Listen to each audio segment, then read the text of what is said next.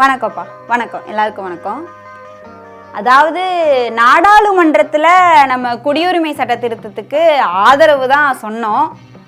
ஆனால் இப்போது மக்களோட நலனுக்காக அந்த சட்டம் நிறைவேறக்கூடாது அப்படின்னு நினைக்கிறோம். ஒரே நாடு ஒரே தேர்தல் இந்த யோசனைலாம் நல்லா தான் இருக்குது. ஆனால் என்ன, அதை செயல்படுத்துறதுல நிறைய சிக்கல் இருக்கிற மாதிரி தெரியுது. அவரே கொண்டு வைப்பாராம், அவரே எடுப்பாராம்.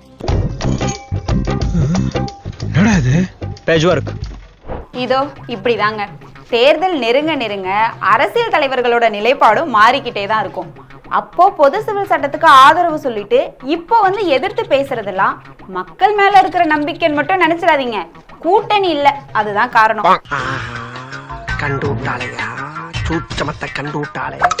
கூட்டணியில இருந்தா அப்படி ஒரு பேச்சும், கூட்டணியில இல்லைன்னா இப்படி ஒரு பேச்சும். அரசியல்ல இதெல்லாம் சாதாரணமாப்பா. எப்படியோ இவ்வளோ நாள் ஜாமீன் கிடைச்சிரும்னு நம்பிக்கையோட இருந்த மனுஷனை இப்படி பண்ணிட்டாங்க. மஞ்சள் மீன் இருக்கின்றான், வாழை மீன் இருக்கின்றான், நெய் மீன் இருக்கின்றான், நெத்திலி மீன் இருக்கின்றான், கெண்டை மீன் இருக்கின்றான், கெளுத்தி மீன் இருக்கின்றான். இவ்வளவு ஏன் சொரா மீன் முதற்கொண்டு இருக்குங்கிறான். ஆனா நீங்க கேட்ட ஜாமீன் மட்டும் இல்லைன்ட்டாங்கண்ணே. இதுல அதிர்ச்சியான ஆச்சரியமான விஷயம் என்னன்னா, திமுக தலைமை சொல்லி இவர் ராஜினாமா பண்ணலையாம். இவர் பண்ண இந்த விஷயம் தலைமைக்கே ஷாக்கா தான் இருந்திருக்கான். என்னடி இது? மனசு விட்டு போய் கடைசியில ராஜினாமாவே பண்ணிட்டாரு. நான் போறேன், எனக்கு வேணாம், நான் போறேன். இதுக்கு ரெண்டு காரணம் தான் அரசியல் வட்டாரங்களில் பேசிக்கிறாங்க. ஒன்று ஜாமீன் தான். அதாவது ஜனவரி 30 விசாரணை நடந்தப்போ ஒரு அரசு கடைநிலை ஊழியர் 48 மணி நேரம் ஜெயிலில் இருந்தாவே அவர் சஸ்பெண்ட் செய்யப்படுவார். ஆனால் இவரோ 230 நாளைக்கு மேலே ஜெயிலில் இருக்காரு, ஆனாலும் அமைச்சராகவே இருக்காரு அப்படின்னு அரசு தரப்பு வக்கீல் கிட்ட நீதிபதி ஆனந்த் வெங்கடேஷ் கேள்வி எழுப்பியிருந்தாரு.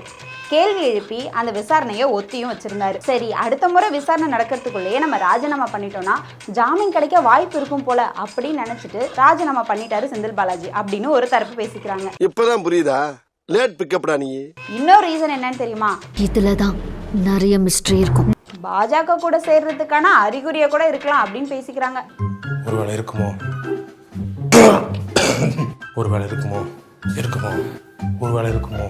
அதுவும் இப்ப எதுவும் தெரியாதான், நாடாளுமன்ற தேர்தல் முடிஞ்சதுக்கு அப்புறம் தான் ஷாக் இருக்கும் அப்படின்னு ஒரு சிலர் பேசிக்கிறாங்க.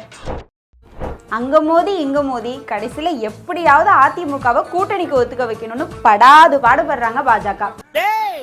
என்ன நீ ட்ரை பண்றா, ஒண்ணும் நடக்காதுடா. அதுவும் அப்படி இப்படின்னு யோசிச்சு மிரட்டி பார்த்து எதுவும் சரி வரலன்ன உடனே தமிழக பாஜக தேர்தல் பொறுப்பாளர் அரவிந்த் மேனன் கிட்டேயே இந்த பொறுப்பை ஒப்படைச்சிருக்காங்க. அவரும் முன்னாள் நீதித்துறை பிரமுகர் ஒருத்தர் மூலமா காய் நகர்த்தலாம் அப்படின்னு ட்ரை பண்ணியிருக்காரு. ஆனா அது எடுபடல. அடுத்ததா ஒடிசால இருக்கிற ஒரு தொழில் நிறுவனம் மூலமாவும் பேச்சுவார்த்தைக்கு ட்ரை பண்ணியிருக்காரு. அதுவும் கை கொடுக்கல. கடைசியில தனியா தான் போட்டின்னும் போல அப்படின்னு முடிவு பண்ணி அதுக்கான தேர்தல் வேலைகளை செய்யறதுக்கு ஸ்டார்ட் பண்ணிட்டாங்களாம். அன்பே, உனக்காக நான் கிளாம்பாக்கம் பேருந்து நிலையத்தில் பயணிகள் காத்திருப்பதை போல நெடுங்காலமாய் காத்திருக்கிறேன். நீயோ அமைச்சர் சிவசங்கர் போல எதுவுமே தெரியாதது போல் கடந்து செல்கிறாய். உன் அப்பாவிடமே பேசிவிடலாம் என ஒரு முறுக்கத்தில் கிளம்பினேன். அவரோ முதல்வர் ஸ்டாலின் போல் உங்கள் வீட்டில் ஒரு பொம்மைதான் என உணர்ந்த பின் திரும்பினேன். பித்து பிடித்து அலைகிறேன் திமுகவிற்கு ஓட்டு போட்ட மக்கள் போல. இந்த கவிதை தான் இப்போ இன்டர்நெட்ல ட்ரெண்ட் ஆயிட்டு இருக்கு.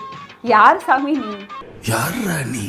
இவ்வளவு டேலண்டடாக இரு. நாடாளுமன்ற தேர்தலில் போட்டியிடுறதுக்கு கமல்ஹாசனோட மக்கள் நீதி மையத்துக்கு டார்ச் லைட் சின்னத்தை ஒதுக்கி இருக்காங்க தேர்தல் ஆணையம். ஆமா, நிக்க போறது ஒரு தொகுதி, அது எந்த சின்னத்துல நின்னா என்ன? அதெல்லாம் நம்ம சொல்லக்கூடாது, கொஞ்ச நேரம் அமைதியா இருமா நீ வேற. அடுத்ததா அண்ணன் சீமானோட நாம் தமிழர் கட்சிக்கு விவசாய சின்னம் கிடைக்கிறதுல சிக்கல் எழுந்திருக்கு. ஏற்கனவே பாரதிய பிரஜா ஐக்கியதா அப்படின்ற கட்சிக்கு கரும்பு சின்னத்தை தேர்தல் ஆணையம் ஒதுக்கி இருக்காங்க. அதனால நாம் தமிழர் கட்சிக்கு விவசாய சின்னம் கிடைக்கிறதுல சிக்கல் எழுந்திருக்கு. ஆனாலும் நம்ம அண்ணன் சீமான் விடுவாரா? சின்னம் கிடைக்கலனா உச்ச நீதிமன்றத்துக்கே போய் வழக்கு தொடர போறாராம். தெரியும் நீங்க இப்படிலாம் பண்ணுவீங்கன்னு தெரியும். நீங்கெல்லாம் கோழை. எங்க அண்ணன் கிட்ட உங்களால நேருக்கு நேரம் மோதவே முடியாது. நீங்களும் சரி, உங்க பூ கட்சியும் சரி, உங்க தேர்தல் ஆணையமும் சரி, மொத்தமா பயந்துட்டீங்க. ஒத்துக்க, எங்க அண்ணன்ட்ட பயந்துட்டேன்னு ஒத்துக்க. அதனால தானே இப்படி பண்ணிட்டு இருக்க. டேய் இல்லரா, யாரா நீங்களாம்? நாங்களே கூட்டணிக்கு யாரும் இல்ல அந்த இலையை எப்படி பிடிச்சி இழுக்கிறதுன்னு யோசிச்சு மண்டையை பிச்சுக்கிட்டு இருக்கோம். நீங்க வேற காமெடி பண்ணிட்டு போங்கடா, போய் வேலையை பாருங்கடா.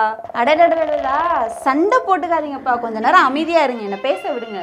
அடுத்த செய்தி என்ன அப்படின்னா, தமிழ் மாநில காங்கிரஸ், அதான்ப்பா ஜி.கே. வாசனோட தமிழ் மாநில காங்கிரஸ் அதிமுக கூட்டணியிலிருந்து வெளியேறதா அறிவிச்சிருக்காங்க. இப்போ அவங்க பாஜக கூட்டணியில இணைய போறாங்களாம். இதுவே இப்பதான் தெரியுமா உனக்கு? ஜி.கே. வாசன் பாஜகவுக்காக எல்லா கட்சிக்காரங்க கிட்டையும் கூட்டணி பேச தூதரா போனாரு. அப்பவே எனக்கு இது தெரியும். நீ இன்னும் போலையா? இவ வேற. டேய், இவன் வேற என்னை ரொம்ப டார்ச்சர் பண்றான்டா. இப்போ அண்மையில மறைஞ்ச வேளாண் விஞ்ஞானி எம்.எஸ். சுவாமிநாதனுக்கு மத்திய அரசு பாரத ரத்னா விருதை அறிவிச்சிருந்தாங்க. இதுக்கு நன்றி தெரிவிக்கிற வகையில இந்திய வேளாண் ஆராய்ச்சி நிறுவனம் சார்பில் ஒரு கூட்டம் ஒன்று நேற்று ஏற்பாடு செஞ்சிருந்தாங்க. இதுல எம்.எஸ். சுவாமிநாதனோட மகளும் பொருளாதார நிபுணரா இருக்கிற மதுரா சுவாமிநாதன் பேசியிருந்தாங்க. அவங்க பேசுனது என்ன அப்படின்னா, டெல்லியை நோக்கி விவசாயிகள் எல்லாரும் அணி திரண்டு போயிட்டு இருக்காங்க. அவங்களுக்காக ஹரியானாவில் ஜெயிலும் அவங்கள தடுக்கிறதுக்கு முள்வேலிகளும் அமைச்சிட்டு வர்றதா செய்தித்தாள்கள் மூலமா நான் தெரிஞ்சுக்கிட்டேன். அவங்க எல்லாரும் நமக்கு உணவு கொடுக்குற விவசாயிகள். அவங்கள குற்றவாளிகள் மாதிரி நடத்தக்கூடாது.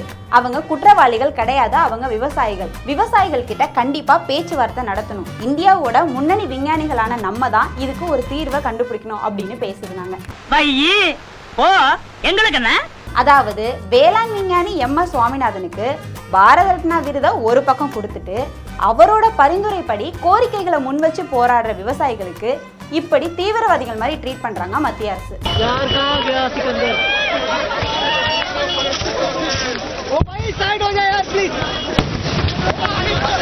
நேத்து விவசாயிகள் போராட்டம் நடந்தப்போ பஞ்சாப் ஹரியானா எல்லையில கண்ணீர் புகை குண்டுகளை வீசி போலீசார் தாக்குதல் நடத்தியிருந்தாங்க. அதுக்கு கண்டனம் தெரிவிக்கிற வகையில இன்னைக்கு 7 இடங்கள்ல ரயில் மறியல் போராட்டம் செய்ய போறதா விவசாயிகள் அறிவிச்சிருக்காங்க. அது மட்டும் இல்லாம இன்னைக்கு மத்திய அரசு விவசாயிகள் கூட பேச்சுவார்த்தை நடத்த போறதாவும் சொல்லியிருக்காங்க. விவசாயிகள் போராட்டம் பண்ண ஆரம்பிச்சப்பவே ஒரு கூட்டம் வந்துச்சு, இவங்க விவசாயிகளே கிடையாது, இவங்கெல்லாம் தீவிரவாதிகள் அப்படின்னு. இப்போ அவங்க தீவிரவாதிகள்னா எதுக்கு மத்திய அரசு அவங்க கூட பேச்சுவார்த்தை நடத்தணும்? நேத்து வேற காதலர்கள் தினம். நம்ம நாட்டுல குடியரசு தினம், சுதந்திர தினம் இதெல்லாம் வரும்போது அங்க எதுவும் தீவிரவாத நடவடிக்கைகள் ஏற்பட்டுறக்கூடாது அப்படின்னு சொல்லி அங்கங்க போலீஸாரா வந்து பாதுகாப்புக்கு குவிச்சு வைப்பாங்க. அது போல காதலர் தினத்துக்கு கூட காதலர்களுக்கு பாதுகாப்பு கொடுக்க போலீஸாரை குவிக்க வச்சுட்டாங்க இந்த கூட்டம். காதலிக்கிறது அப்படின்றது அவங்கவுங்களோட தனிப்பட்ட விருப்பம். இதுல தலையிடுறதுக்கு மற்றவங்களுக்கு உரிமையே கிடையாது. மற்றவங்களுக்கு தலையிடவே உரிமை கிடையாதுன்னு சொல்லிட்டு இருக்கோம். ஆனா இவங்க பண்றத பாருங்களேன்.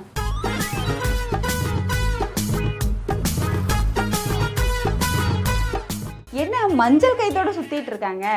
இவங்களோட பார்வையிலலாம் என்னன்னா, காதல்னாவே தப்பு, காதலிச்சாவே கெட்டவங்க, காதல் பண்ணாலே அவங்க தப்பானவங்க, இப்படிலாம் யோசிச்சு வச்சிருக்கிறதுனால தான் காதலர் தினத்தன்னைக்கு மஞ்சள் கைத்தோட சுத்திட்டு இருக்காங்க. ஏய், நீங்களா எங்கேந்திரா வரீங்க? வெள்ளையும் சொல்லியமா தொப்பையை தள்ளிக்கிட்டு உங்களதான் சலதான வைக்கணும். இதுல வேற இன்னொரு மாடிஃபைடு சங்கி கூட்டம் ஒன்று வரும். காதல் தானே பண்றாங்க, அப்புறம் என்ன மஞ்சள் கைத்தை கொடுத்தா கட்டிக்க வேண்டியதானே அப்படின்னு கேட்பாங்க. நீங்க உங்க லவ்வரோட வெளியே போறீங்க, திடீர்னு ஒரு 4 பேர் வந்து இந்த தாலியை கட்ட அப்படின்னு சொன்னா கட்டிப்பீங்களா? இந்த காலகட்டத்தில் கூட காதல் பண்றவங்கன்னா தப்பாதான் பாக்குற பார்வை அப்படியே மாறாம இருக்கு.